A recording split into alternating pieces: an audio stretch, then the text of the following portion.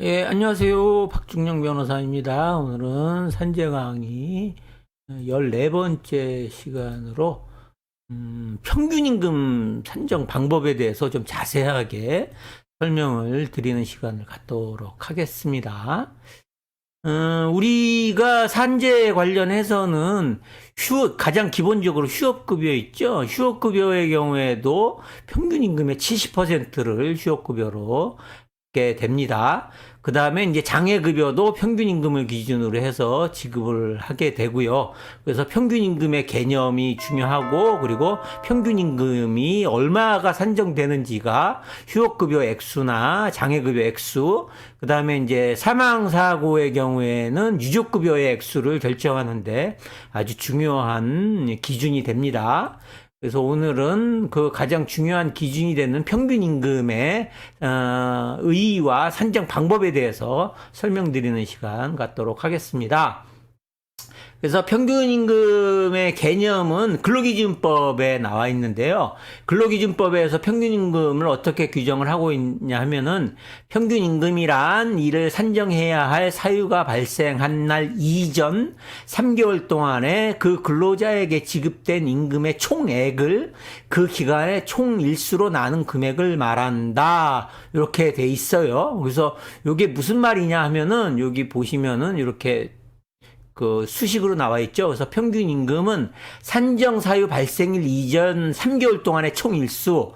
그래서 예를 들어서 3개월이니까 보통 90일이 되겠죠. 그래서 90일이 될 것이고, 그 다음에 산정 사유 발생일 이전 3개월 동안 지급된 임금 총액. 그래서 석 달 동안의 내 임금 총액. 요것을 3개월인 90일로 나눈 액수가 평균 임금이다. 이렇게 대략적인 평균 임금 산정 이렇게 알고 계시면 돼요. 그래서 보시면은 만약에 내가 월급이 300만 원이다. 그럼 월급이 300만 원이면 석 달 동안 산정사유 발생일 이전 3개월 동안에 지급된 임금 총액이 이제 분자가 되니까 내가 급여가 300만 원이다 그러면은 얼마예요? 총 3개월 동안에 총 임금 총액이 얼마예요? 900만 원이죠.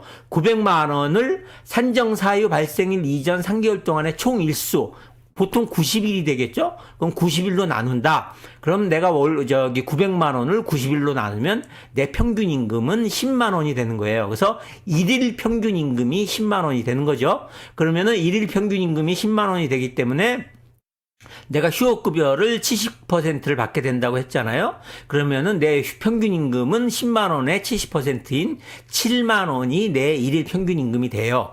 그래갖고 한 달 동안 내가 휴업을 했다. 그러면은 그 요양기간 동안에 휴업을 했다 하면 그 요양기간 동안에 받게 되는 내 이제 휴업급여는 얼마예요?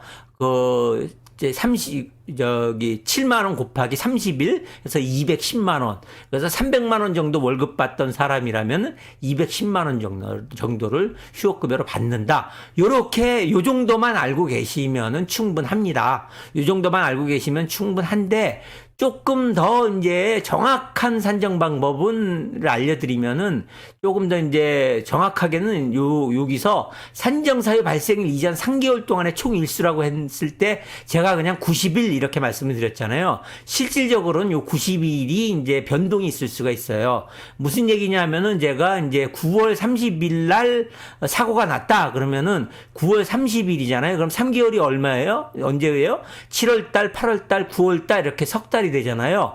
근데 9월 달은 30일까지 있는데 7월 달하고 8월 달은 31일까지 있잖아요. 그러면 합하면은 90일이 아니고 92일이잖아요. 그래서 92일을 그래서 원칙적으로는 그렇게 정확하게는 92로 나눠야 되는 거예요. 요게 이제 3개월 사이에 내가 사고 난 날 이전부터 3개월을 역산했을 때 그 사이에 31일이 들어가는 달이 있으면 한 달 있으면은 91일, 31일이 들어가는 달이 두 달 있으면 92일 이렇게 산정을 해야 돼요. 아니면 더 적어질 수도 있죠. 2월 달이 들어갔을 때. 그래서 2월, 3월, 4월이다. 그러면은 4월은 30일까지 있고 3월은 31일까지 있는데 2월은 28일까지 있잖아요. 그럼 합해보면 뭐 며칠이에요? 그럼 89일이 되잖아요. 그러면 요 분모가 89일이 될 수도 있다라고 하는 거예요. 그렇게 해서 정확하게는 이렇게 89일부터 정확하게는 최소 89일이 있을 수도 있고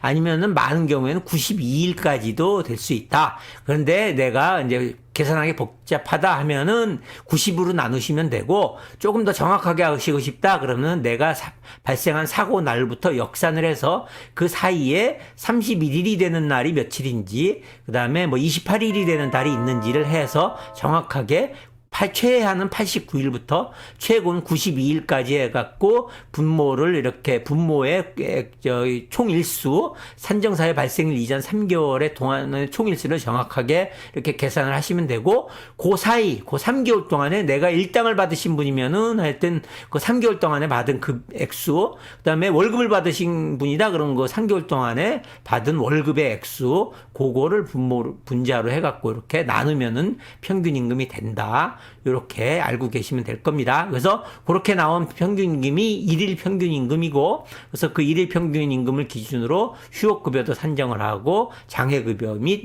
유족급여도 산정을 한다. 이렇게 알고 계시면 될 것 같습니다. 오늘은 평균 임금이 무엇인지 그리고 평균 임금의 정확한 산정 방법에 대해서 같이 알아보는 시간 가져봤습니다. 지금까지 산재 전문 박중영 변호사였습니다. 감사합니다.